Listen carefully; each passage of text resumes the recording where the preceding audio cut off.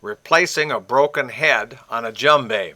I got a stand here. It's our safety cone supported with some metal rods, so you can put that drum on it and you can wrestle with it and it'll stay in one place. There's a knot to start with, and we're going to cut that. You want to cut that knot on the high end of it because the bottom two ropes are one rope. Don't cut either one of those. Cut something high up and snip, you lose about an inch. Now what we're going to do is take the slack, take that rope, and make that drum look like this one. Drum on the right there is ready to have the head removed. So we got to loosen up a bunch of rope and get slack so that head will pop off. The way we do that is to go back to where that knot has been untied and pull the ropes out through the loops, both top and bottom. I'm sealing the end of the rope there with a little cigarette lighter and with pliers. Get a point on it and trim it so that when you want to thread it back through those loops, it goes through easy. Now, we take out about 1/6 on each side of that center where the knot was. So we end up with 1/3 of the drum bare in the front. That will be enough to pull the hoop over the top in the end. Now we want to take the slack rope that's been created by pulling it through there and put that rope up on top, making loops about 4 inches high on the top. There we are, 4 inches up, and then more slack, 4 inches up. So you have to pull all the rope through each time and leave just 4 inches at that beginning point. We use up all that rope. Again, that was about 1/3 of the drum.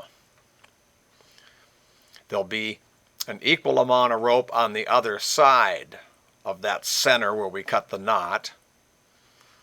We take 1/6 of the rope out on each side, that makes 1/3, and we make loops. Hope we get to the halfway point and back.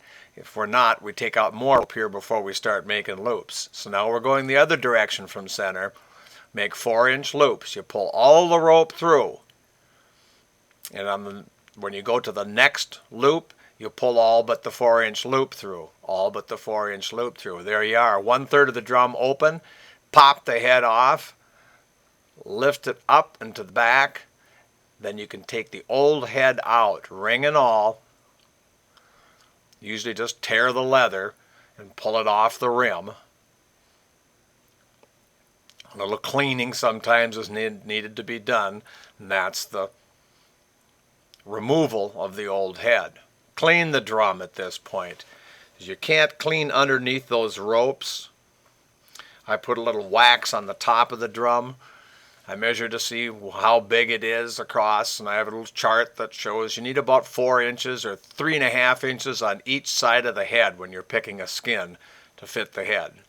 So it's going to be soaked in water to get soft. Hot water takes about 3 minutes, cold water about 10. But the head should be about 4 inches bigger than the drum.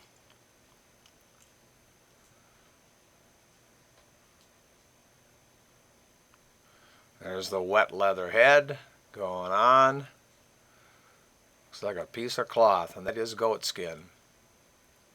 Now I'm going to take the hoop. It's 2 hoops. It's a 3-hoop drum. So the first hoop goes on, second hoop goes on, then you pull the leather up between the 2 hoops. Making it look awful easy there. That can be tricky. So now we got 2 hoops on the drum. The leather up between the 2 hoops, and we want to get that top hoop down at the level, below the level of the drum rim itself before we try pulling that. So we're pulling that down, and I always check for level and center, have the same amount of skin aiming out all directions. 2-hoop drums are a lot simpler. And this is a 3-hoop. There's 2 hoops on top, and the third one will be the one with the ropes on it that's going to go over the top here pretty quick. Now, without upsetting those first two, get as much slack as you can and slide that rim up over the top. If you've got about a third of the rope off the front, it should make it. And then you have to pull the leather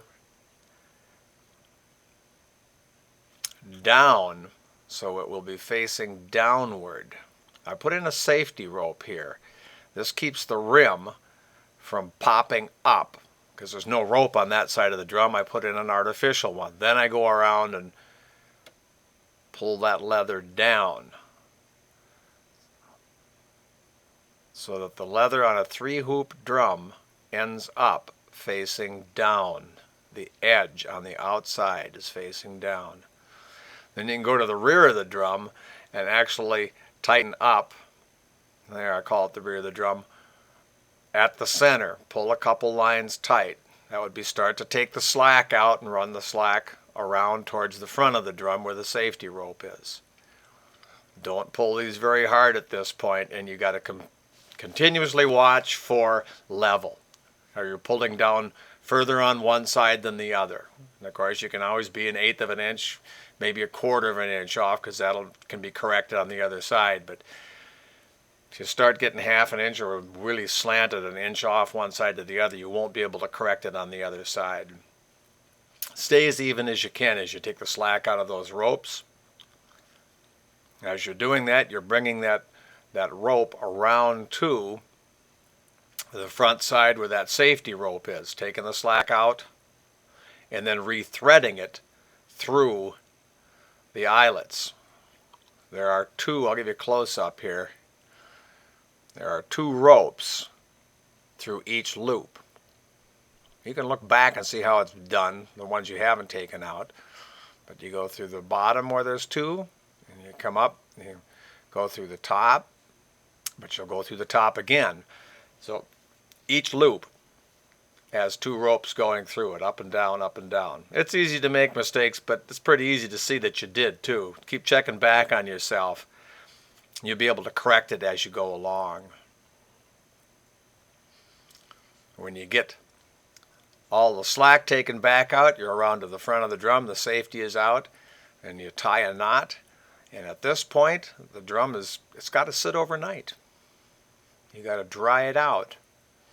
I can take some of the slack out. I put gloves on at this point. If you're just doing one of these, it probably wouldn't be so bad, but I do them often enough that how to protect your hands. I'm taking some more of the slack out of the drum here and doing the leveling. Make sure that when I set this thing overnight to dry, that the head is already leveled. And there we are, ready to dry.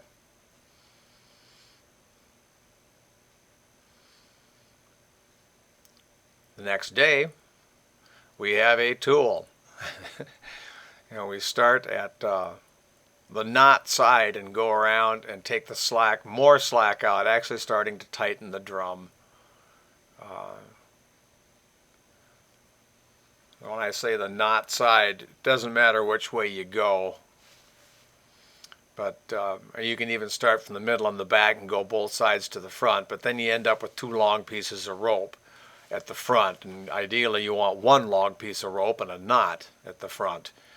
So starting at the knot and going around one direction and pulling the slack out of these lines. Now you give them a pretty good tug. If you wear gloves, you can do this and vertically pull down, run the slack through the bottom loop, and then pull down again. I'm doing it with my bare hands. And you end up with that knot. And then we're going to put in the cross ropes, tuning rope. Under 2, back under 1. Under 2, back under 1. And that starts to crisscross the ropes. You can look that up. You can Google that and get tuning Djembe and get a drawing on that. Under 2, back under 1. That's how you put a new head on a Djembe, get tightened up. It is ready to go.